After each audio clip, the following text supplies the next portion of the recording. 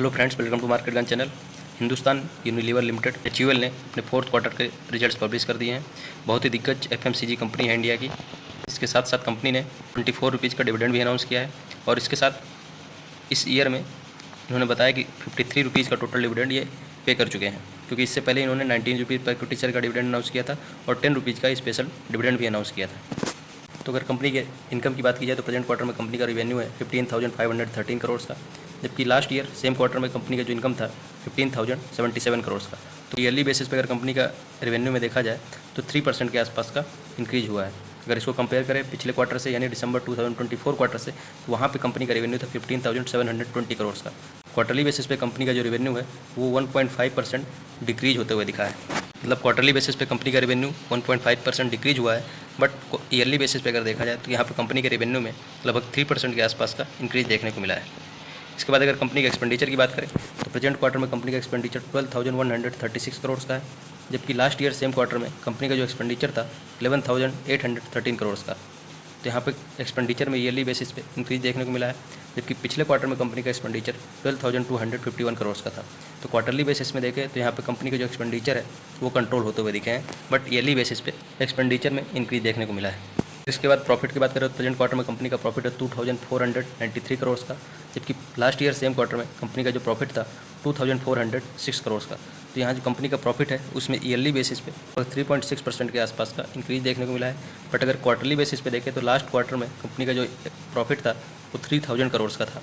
तो quarterly basis पे यहाँ पे कंपनी का जो प्रॉफिट है उसमें डिक्रीज देखने को मिला है और ये डिक्रीज लगभग 17% के आसपास का है।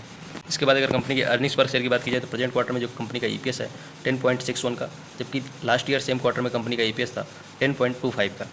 वहीं अगर कंपेयर करें इसको पिछले क्वार्टर यानी दिसंबर 2024 में तो कंपनी का EPS 12.77 का था। तो क्वार्टरली बेसिस पे कंपनी का EPS डिक्रीज हुआ है, बट ईयरली बेसिस पे कंपनी के EPS में इंक्रीज देखने को मिला है। अब अगर कंपनी के सेगमेंटल रेवेन्यू की बात करें, किस सेगमेंट से कंपनी को कितना रेवेन्यू जनरेट होता है, तो प्रेजेंट क्वार्टर में जो कंपनी का होम केयर सेक्टर है उससे 5,818 करोड़ का रेवेन्यू जनरेट हुआ है। ब्यूटी एंड वेलबींग प्रोडक्ट्स से 3,113 करोड़ का रेवेन्यू जनरेट हुआ है और पर्सनल केयर से 2,124 करोड़ का रेवेन्यू जनरेट हुआ है। वहीं फूड सेक्टर से देखा जाए, वहीं फूड वाले सेगमेंट से देखें तो कंपनी का जो रेवेन्यू है वो 3,896 करोड़ का रहा है प्रेजेंट क्वार्टर में। तो मेजर जो इनका रेवेन्यू जनरेशन है वो होम केयर प्रोडक्ट्स से आता है। लगभग 30% के आसपास का रेवेन्यू जनरेशन जो है होम केयर प्रोडक्ट्स से है। उसके बाद 20% के आसपास का revenue generation beauty and wellbeing products से है। 12 से 13% का रेवेन्यू पर्सनल केयर प्रोडक्ट से होता है इनका। फूड सेगमेंट से अगर देखा जाए तो लगभग 17 से 18% का रेवेन्यू जनरेशन इनका फूड सेक्टर से हो रहा है। तो काफ़ी डाइवर्सिफाइड पोर्टफोलियो है HUL कंपनी का, बट इसके रिटर्न्स थोड़ा कमज़ोर रहते हैं। ओवरऑल अगर क्वार्टरली रिजल्ट्स का एनालिसिस किया जाए तो प्रॉफिट में यहाँ पे क्वार्टरली बेसिस में काफ़ी ज़्यादा डिक्रीज देखने को मिला, लगभग 17% के आसपास का। बट रेवेन्यू में अगर देखा जाए तो ईयरली बेसिस पे 3% के आसपास का इंक्रीज है और प्रॉफिट में भी 3.6% के आसपास का इंक्रीज है।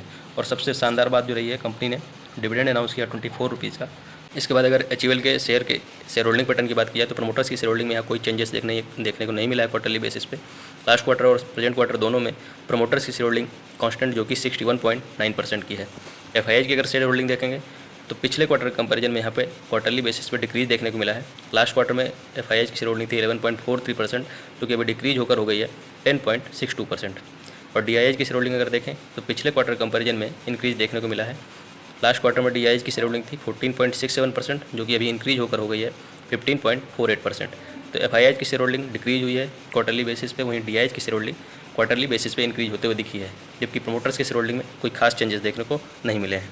तो धन्यवाद, मिलते हैं अगले वीडियो।